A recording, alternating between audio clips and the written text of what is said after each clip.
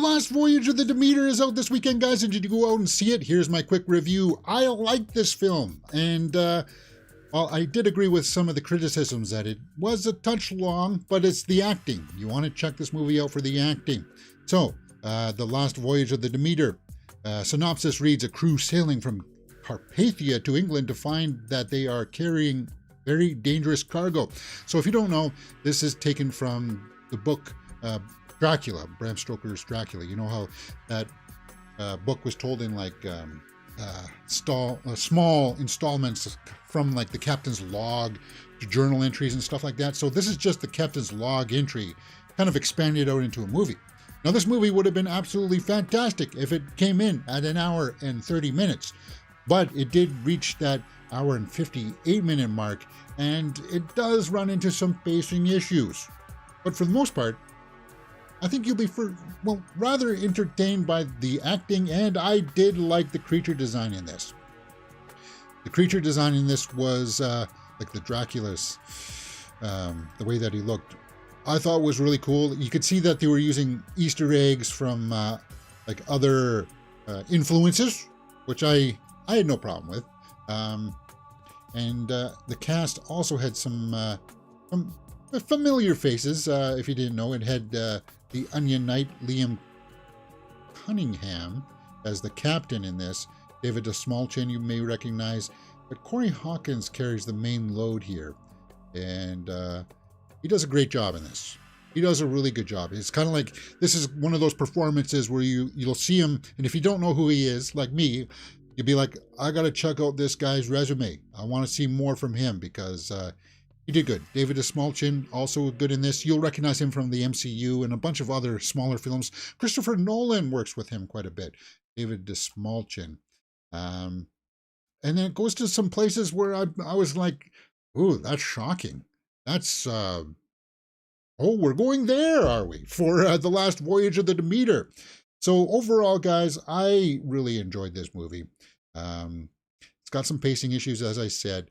But let's go over to the tomato meter and see what people are saying about it. If people went out to see it this weekend, ooh, 48% by the critics, 71% by the audience. So the audience is a little bit more lenient on it for me. This is a kind of movie, I said this coming out of the theater. This is a little bit like the Titanic here. We know how this story ends, right? If you've read Dracula or are aware of the Dracula story, he gets to where he wants to go. So The Last Voyage of the Demeter title is very accurate in that aspect. So you kind of know what's going to happen, right? It's not that big of a spoiler kind of thing, but it's just cool to see how they get there. It starts off great. It's got a lot of great establishing shots of like the ship pulling out of the harbor. It's very, very cool in that aspect. But then, as I said, it kind of flounders towards the middle where it's kind of like, well, we know what's going to happen here. Just get to it already. But the performances are the standout for me. That's the way that I looked at it. So how would I rank this? What would I give this as a score? Let me just pull up my scoring sheet here that hopefully will work because, hey, this is a new movie review. This is my new movie review format that we're going to test drive today. So this goes back to my 5 factors of movie reviews. So you got acting, directing, story, cinematography, the score, the soundtrack, and watchability. Now it's all set at neutral here. So acting was good. Was there any standouts? Yes, there was. There was that one standout from Corey Hawkins, the main lead. So I would say I would give 1.5 for that. All right.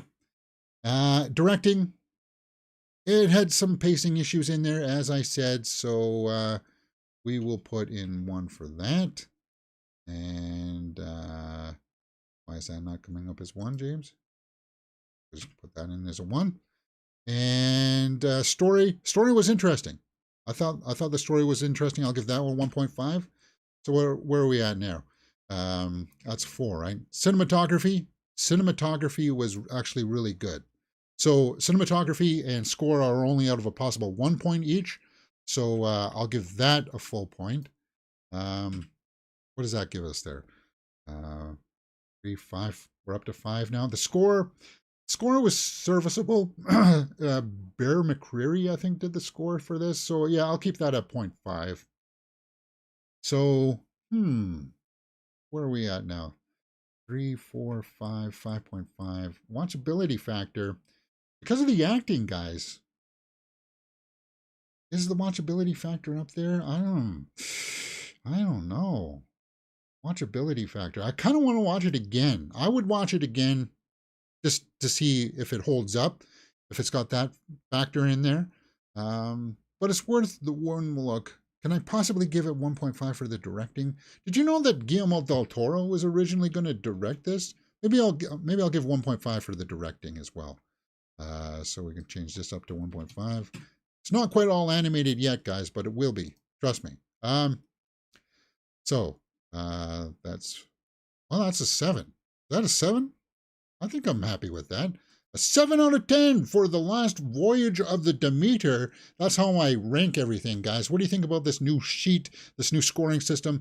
Do you like that? Do you like how I quickly summarized all of that together? Does this movie need spoiler discussion talks? Not really.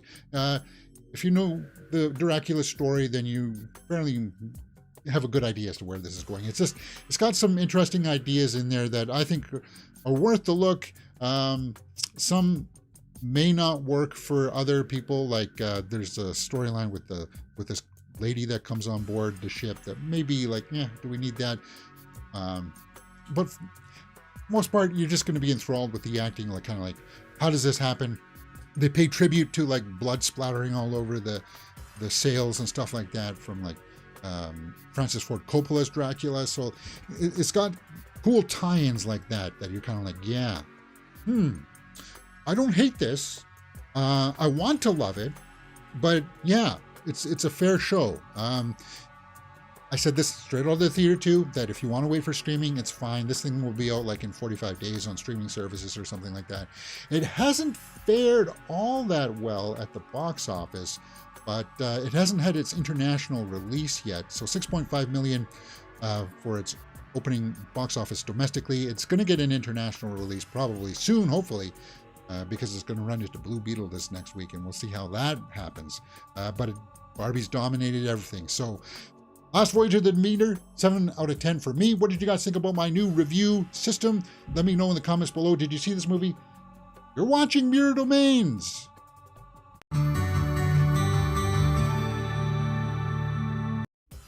All right, guys. So we will get back into the review parts here. Our Glass Viking says 7 is pretty much the audience score in Rotten Tomatoes. Pretty fair score. Yeah. It does have its faults, for sure. It does. But I thought it was worth the look. Surprisingly, from the main actor there, Corey Hawkins. You'll be kind of like, ooh, Clemens, the guy who plays Clemens. And then like Liam Cunningham does like the narration of the captain and stuff like that, and that's cool. So let's just take a look at what else he's done. Straight Outta Compton, Survive, The Tragedy of Macbeth,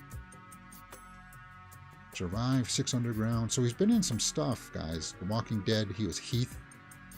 Kong Skull Island. He was in Kong Skull Island. Fascinating. Romeo and Juliet, 2014. Tybalt. Oh, he was Tybalt, huh? Romeo slew Tybalt. Romeo, thou art a villain. Yeah, cool. Good actor. I want to see more from him. What else has he got coming up? The Color Purple, which comes out this year, right? And then The Piano Lesson. Very good. Yeah, I look at actors like this and I'm like, why didn't you recast Black Panther? Because you've got guys like this that can come in and take those reins over and say, yeah, I'd be on board with him taking it. But that ship has sailed. That's past us now. So what do you guys think about Last Voyage of the Demeter? Let me know in the comments below. All right. Talking about that, let's get into the weekend's box office report. Because